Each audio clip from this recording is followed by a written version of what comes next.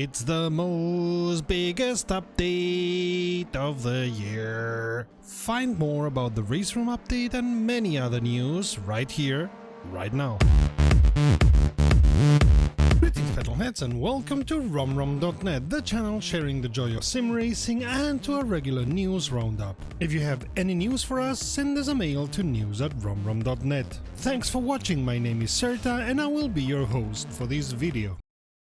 In what, based on the dimensions of Kartkraft, could be considered as big as the Raceroom update, the game just got a new update. With this came a new kart class, the IAME KA100. For those who, as we did until 30 minutes ago, don't know enough of karting, IAME KA100 is the name of a motor built by the company IAME, which first was developed in Australia and is planned to be rolled out all over the world by the company. It's a two-stroke air-cooled single-cylinder auto engine built specially for karting with centrifugal clutch. And I'll stop with the technical details because you can Google them and because there's more news about this update.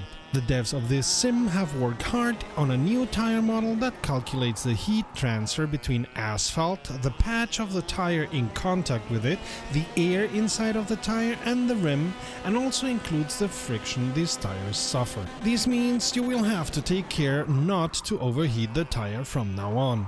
That's why the HUD now shows also the heat of the tires and why future updates of the sim will bring different materials for the rim of the tires that dissipate heat better than others, and also why you should take a look at your setups and update them where needed. While for somebody like me who uses the oversteer to drive around the kart, this update may bring the demise of my driving style, it may be an even more complex and realistic simulation of tire physics than R Factor 2. And that's saying something.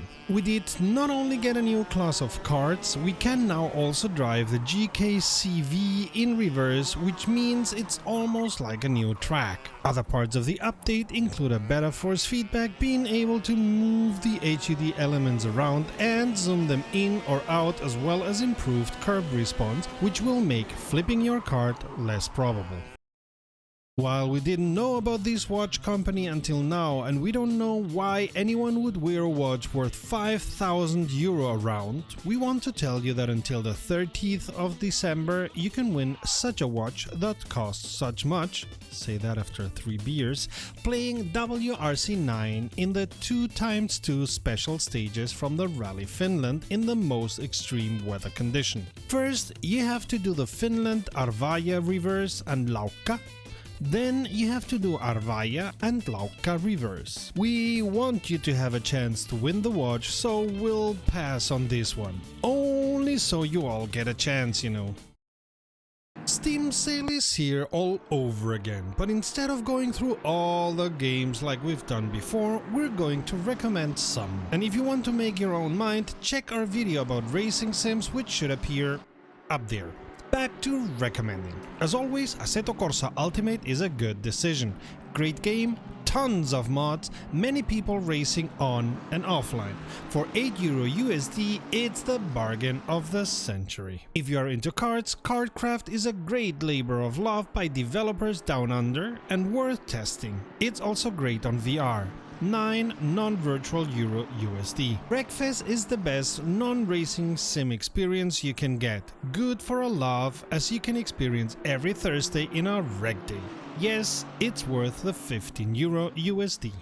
If you like racing GT3 and GT4 cars, you won't go wrong with Assetto Corsa Competizione, and go get the 2 first DLCs, which are also on sale. Also worth the 15 euro USD, and at least the Intercontinental GT Pack DLC is worth the money. Sadly, no Raceroom sale this time. If not, it would have been in our recommendations too. That's it from our side, but again, check our video, as luckily the market is big and our predilection doesn't have to be yours. Is that an update in your pocket, or are you just happy to see me? As was expected, Sector 3 dropped their big update on Raceroom on Monday. With regards to new content, it brings Watkins Glen, contrary to what we thought, in 4 different layouts, and that's a good thing, Brands Hatch in GP configuration, the Group 2 Volkswagen Scirocco and the electric record setter Volkswagen IDR, as well as the Audi R8 LMS in GT2, GT3 and GT4 configurations. One note about Brands Hatch GP, for whatever reason it's an extra track in Raceroom, so you'll have to pay extra for it. Until the 25th of December you could get it for half the price. On the more technical side, we are getting adjustable engine maps, throttle maps and braking, rolling starts in multiplayer races, jump starts or better recognizing them, and changes in the UI. You will be able to test the cars for free in Raceroom Racing Experience, only the cars, not the tracks, before you buy them, or not buy them, depending on your test, I suppose. Back to the technical stuff that is going to make Raceroom Racing Experience more a racing sim than it was before. From now on, you can adjust the engine maps, which means you will also adjust how much fuel you use, as well as how much oomph the car has, including the pressure of the turbo load. This again will also change the way the car reacts to your throttle inputs, as of course you will have to press harder to get more oomph.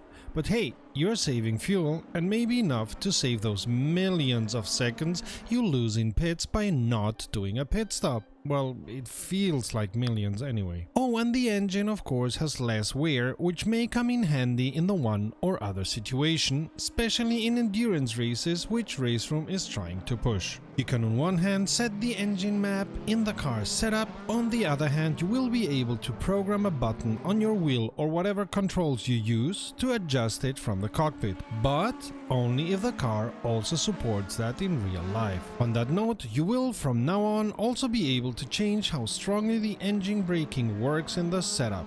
In a similar vein, the sim also supports energy recovery for electric and hybrid cars, adjustable in the setup as well as in the car. And with regards to physics simulation, let's not forget the enormous bunch of tire model upgrades that have been done to many of the already existing cars. Another thing I find most interesting is the option to skip qualifying in multiplayer, as this will result in the server collecting the lap times of the drivers from the leaderboard lap times for the track and the car they are driving, and the grid then being populated using those leaderboard times. Devs have also been busy working on the new UI, which at the moment you can only see if you tell Raceroom to use it through the Steam launch parameters.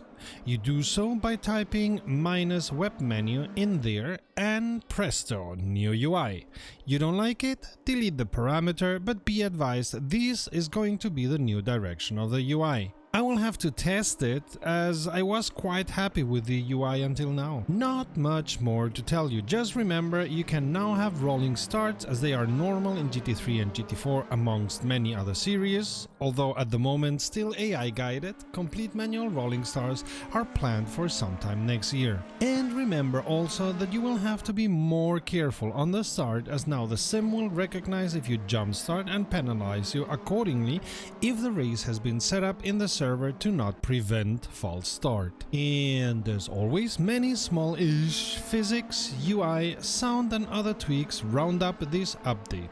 And yes, somehow the server needed the whole Monday to go live, and this isn't the first time that such issues happen to them. They either need a better test manager or a better release manager. Just saying. And what you need is a healthy dose of rom-rom, so check the playlist to the left or the video to the right. Until next time, save fuel, collect pickup, and we'll see each other on the podium in the next year. Visit romrom.net to connect to fellow sim racers and sim racing fans.